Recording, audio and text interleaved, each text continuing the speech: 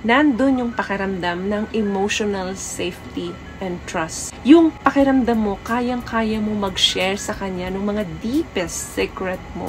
Even your deepest fear, kaya mong i-share sa taong ito.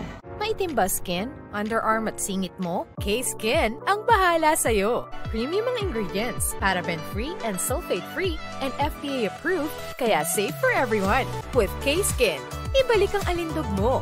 Huwag nang magpahuli.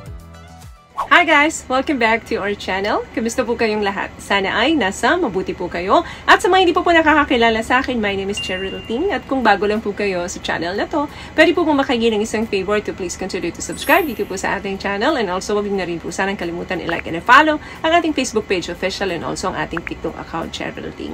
Maraming salamat po. And for today's video, let's talk about signs na natagpuan mo na ang iyong soulmate. Siya na nga kaya ang para sa'yo hanggang sa dulo ng buhay mo? Yan ang pag-uusapan natin sa video ito. Number 1 sign na siya na ang iyong soulmate. Nandoon yung deep connection, yung deep understanding sa taong ito. Pakiramdam mo, iisa kayo ng iniisip. Iisa kayo ng mga pangunawa sa mga nakikita nyo. Example, yung mga situation na meron kayo.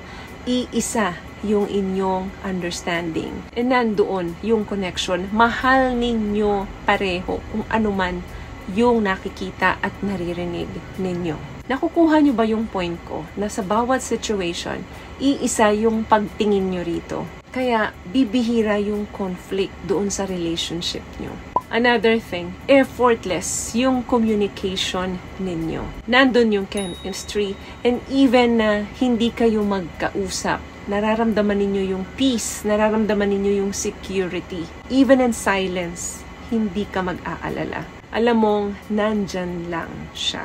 Hindi ka talaga makakaramdam ng discomfort feeling sa kanya kahit na hindi kayo magkausap or kahit hindi kayo magkasama. Another thing, nandun yung pakiramdam ng emotional safety and trust.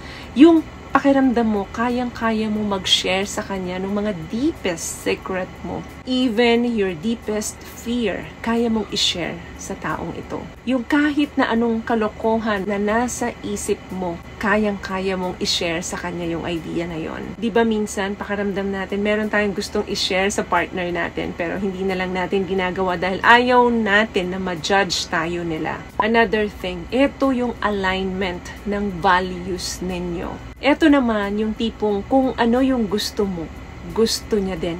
Kung ano yung interest mo, interest niya rin. Very important sa relationship na align ang mga values ninyo. Kasi if not, palaging may conflict sa relationship nyo. Even little things, nagiging malaki yan. Iba kayo ng understanding, iba kayo ng interest, iba kayo ng gusto. So, ang nangyayari, parang nagiging magkumpetensya kayo. Kasi nga, hindi kayo compatible. Another thing, ito yung tipong feeling at home kayo pag magkasama kayo. Hindi mo na dito kailangan magpa-impress ng sobra. Hindi mo na kailangan na galingan mo kapag kasama mo siya. Kahit na yung tipo ng mga araw minsan, tingin mo ang pangit mo, hindi ka presentable, hindi ka maganda, or hindi ka pogi, wala kang pakialam doon. Kasi nga, kahit ano ka pa, mamahalin ka pa rin niya. Mahal ka niya, mahal mo siya, hindi lang physically, but also your quality, kung sino ka, what's on the inside,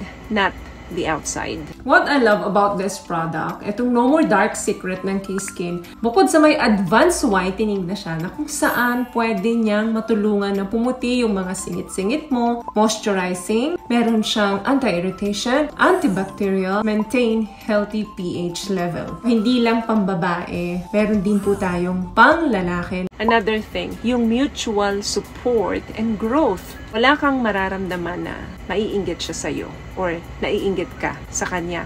Kung ano man yung nararating niya, hindi ka nakakaramdam doon na parang naiiwan ka na. Bakit? Kasi naipaparamdam niya sa'yo yung mutual support.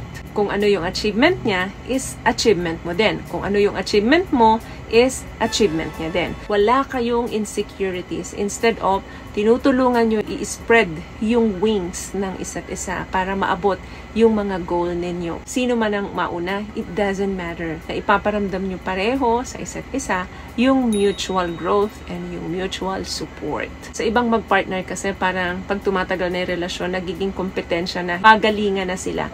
So, ang nangyayari yung naiiwan, nakakarinig na ng mga salitang hindi maganda. E nawawala na rin yung mutual support. Kaya ang nangyayari, nagbibuild yung insecurities doon sa isang medyo naiiwan. Last one, ito yung magnetic attraction. Naniniwala ako na ang attraction dapat palaging nandyan yan. Ito yung tipong sa tagal ng pagsasama ninyo, kahit malayo kayo or magkasama man kayo physically, iniisip mo palagi ang partner mo. Then, pag tipong matagal na kayong magkalayo, for example, dun sa mga LDR, hindi makakatiis ang isa't isa sa inyo na hindi magkasama. Kapag available siya or available ka or may chance na makabiyahe or makalapit ang isa, kung saan nandoon ang isa, gagawa ang isa ng paraan para makalapit ito sa kanya. Because meron something in you or meron something in him or in her na hindi mo makontain na dapat kasama mo siya. Kaya iti-take chance mo yung availability na yon para lang makasama mo yung taong ito.